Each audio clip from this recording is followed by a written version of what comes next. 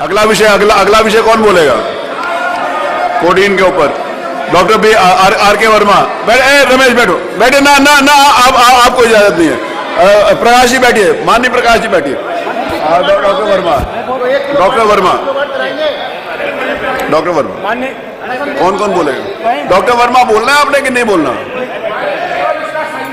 संज्ञान ले लिया, संज्ञान ले लिया, संज्ञान ले लिया। आप संज्ञान ले लीजिए ना, बात खत्म होना। आप और सरकार को, अरे जो उन्होंने बोला आप उसको बोलो संज्ञान ले लिया, बात खत्म। संज्ञान लेकर निर्णय आपको करना है ना। माननीय अध्यक्ष जी, एक चीज माननीय मंत्री जी ने कही, मैं एक सवाल पूछना चाहती हूँ। 33 PSU देश के प्रथम प्रधानमंत्री ने बनाए थे, इन्होंने प्राइवेटाइजेशन की। ये बता दीजिए, वर्तमान प्रधानमंत्री ने क्या एक भी PSU बनाए बेचने के अलावा?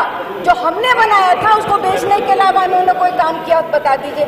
दूसरी बात, इन्होंने कहा हमने ग्रामीण क्षेत्रों में बिजली घर घर पहुंचाई। डिबेट नहीं हो सकती मोना जी। चलिए डॉक्टर आगे करके आए थे, जिसका नाम इन्होंने बदल दिया। वैसे नाम बदलने में तो माहिर है, जब बापू को नहीं छोड़ा तो ये किसी को क्या छोड़ा? बापू का नाम बापू ही है, किसी ने नहीं बदला। Please doctor Verma, doctor R के वर्मा। माननीय अध्यक्ष जी, चलिए, मैं आपकी अनुज्ञा से उत्तर प्रदेश में कोडीन सिरप के अवैध कारोबार के संबंध में दिए गए कार्यस्थगन प्रस्ताव पर आपने बोलने की अनुज्ञा दी, इसके लिए आपको बहुत बहुत आभार। महोदय, बनारस को प्रधानमंत्री जी ने क्योटो बनाने का वायदा किया था। कोडीन कहां से आ गया उसमें? क्योटो। और उत्तर प्रदेश की भारतीय जनता पार्टी की सरकार ने कब सिरप के उस अवैध कारोबार के जरिए बनारस को एक संगठित आर्थिक अपराध का सबसे बड़ा अड्डा बनाने का काम किया है? महोदय, यह कारोबार सरकारी तंत्र के संरक्षण में पल रहा था, बढ़ रहा था, और इसकी जड़ें इतनी गहरी जो उत्तर प्रदेश के बनारस से पोषित होकर के प्रदेश के बाहर निकल करके देश के कोने कोने में जाकर के नेपाल, भूटान, बांग्लादेश जैसे देशों में जाकर के भारत की छवि को धूमिल करने का काम कर रहा है। जहां भारत ज्ञान विज्ञान को फैलाने का काम करता था, वहां पर भारतीय जनता पार्टी की संरक्षण में सरकारी तंत्र ने उसकी पहचान को बदलने का काम किया। आज वो नशे का कारोबार करने का काम कर रहा है।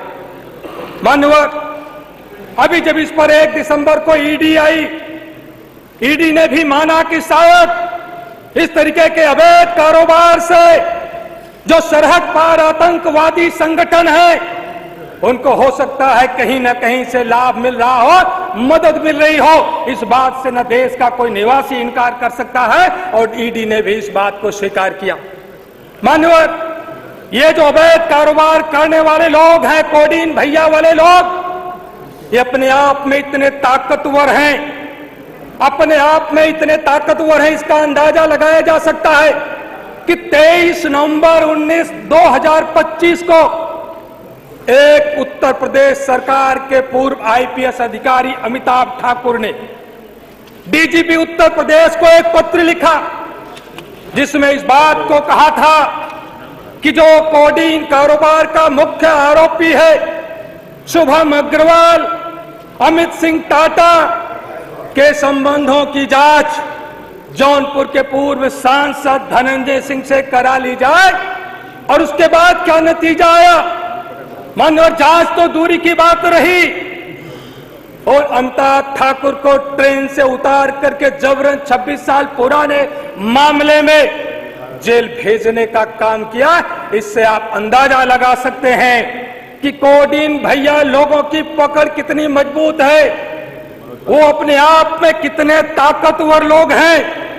मान्यवर, इसलिए मैं आपके माध्यम से मैं कहना चाहता हूं कि जब जब उत्तर प्रदेश में भारतीय जनता पार्टी की सरकार में कोई भी भ्रष्टाचार पल रहा होता है, विपक्ष का कोई नेता उसको उजागर करने की कोशिश करता है तो उसकी जबान को बंद कराने का प्रयास किया जाता है।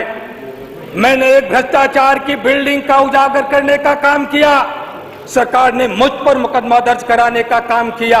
हो सकता है कि आज इस कोडीन के अवैध कारोबार के बारे में मैं सदन में बात कर रहा हूं, मेरे ऊपर भी कल कोई फर्जी मुकदमा दर्ज कराया जा सकता है।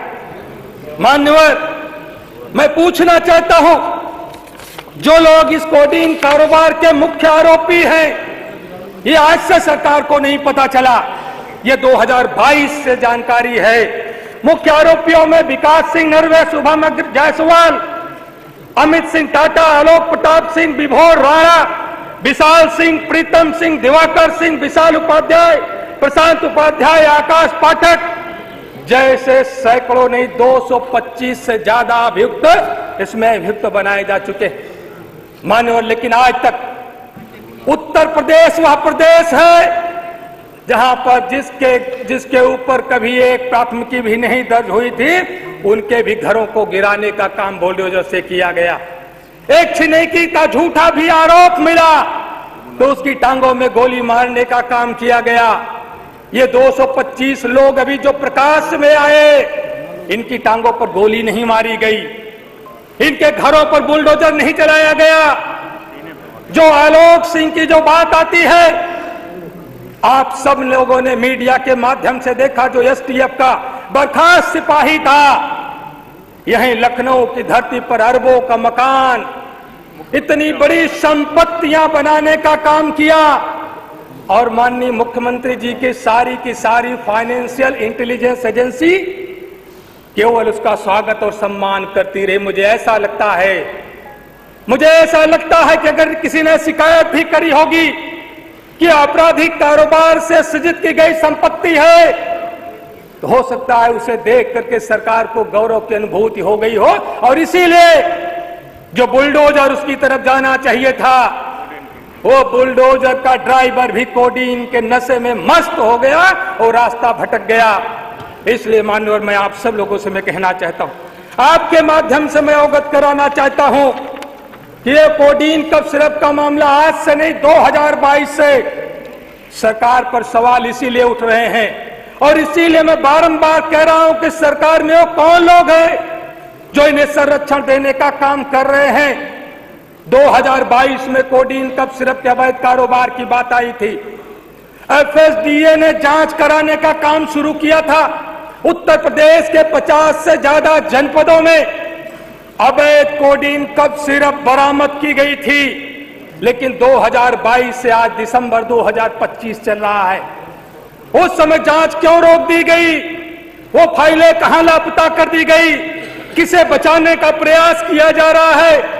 ये मान्यवर, ये सब कुछ फाइलों में दफन होकर के रह गया और उसके बाद मामला खुलता है, फिर से मामला खुलता है जब लखनऊ की धरती पर फरवरी 2025 में सुशांत गोल्ड सिटी में एक बार फिर से बड़ी बरामदगी होती है। लाखों बोतल न्यू फेंसिडिल सिरप पाया जाता है और प्राथमिकी में शुभम जायसवाल, विकास सिंह नरवे, अमित सिंह टाटा, आलोक प्रताप सिंह, ये सब लोग उसमें भी अभियुक्त बनाए गए।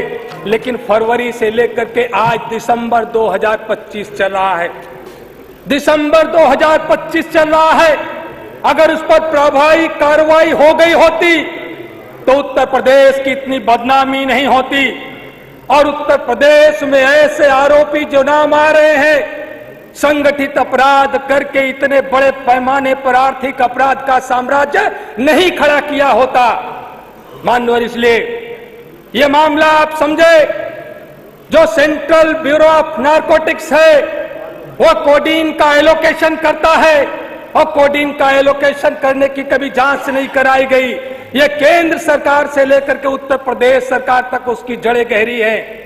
जिस भी फार्मा कंपनी को कोडीन का एलोकेशन किया गया उसकी सीएजी ऑडिट नहीं कराई गई और कितनी मात्रा में किया गया उसके बदले उसने कितनी मात्रा में कफ सिरप बना करके बाजार में उतारे, और वो कफ सिरप जो डॉक्टर के प्रेस्क्रिप्शन पर बिकना चाहिए, जिसके रिकॉर्ड के मेंटेनेंस की जिम्मेदारी मेडिकल स्टोरों की और उससे संबंधित सभी व्यवसायियों की कम से कम 3 वर्ष उसको सुरक्षित करके रखने की होती है, उसमें बड़ा गोलमाल हुआ।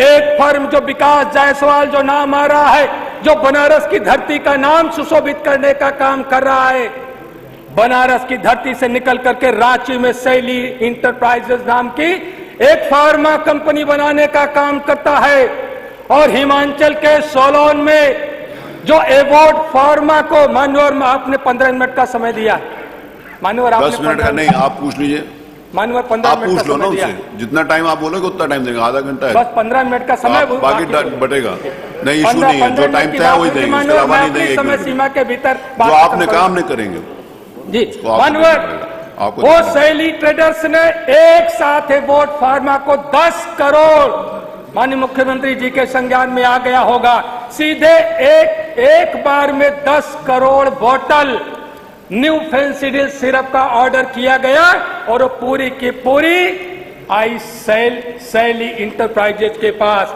और वहां से कहां डंप की गई, बनारस की धरती पर माननीय प्रधानमंत्री जी की लोकसभा क्षेत्र में डंप की गई, और उसके बाद वहां से निकल करके नेपाल को, भूटान को और बांग्लादेश को भेजने का काम किया गया। इन लोगों ने पूरे उत्तर प्रदेश, नहीं देश के कोने कोने में डमी फर्मों का निर्माण कराया, डमी फर्मों का रजिस्ट्रेशन कराया। माननीय अध्यक्ष जी, मैं आपका ध्यान का आकर्षण करना चाहूंगा, डमी फर्में इस तरीके आप की दूसरे आदमी का समय ले रहे हैं। प्रयागराज में जी राम जी नाम की एक मेसर्स इंटरप्राइजेज का रजिस्ट्रेशन होता है, और ड्रग इंस्पेक्टर जब उसकी जांच करने जाता है कि जी राम जी मेसर्स फर्म कहां है, उसने क्या बेचा, तो पाया कि वहां पर तो रामराज अपने ठेले पर पकौड़ा तलने का काम कर रहा था। इस तरीके का मान्यवर, इस तरीके के कारनामे किए गए। मैं जानना चाहता हूं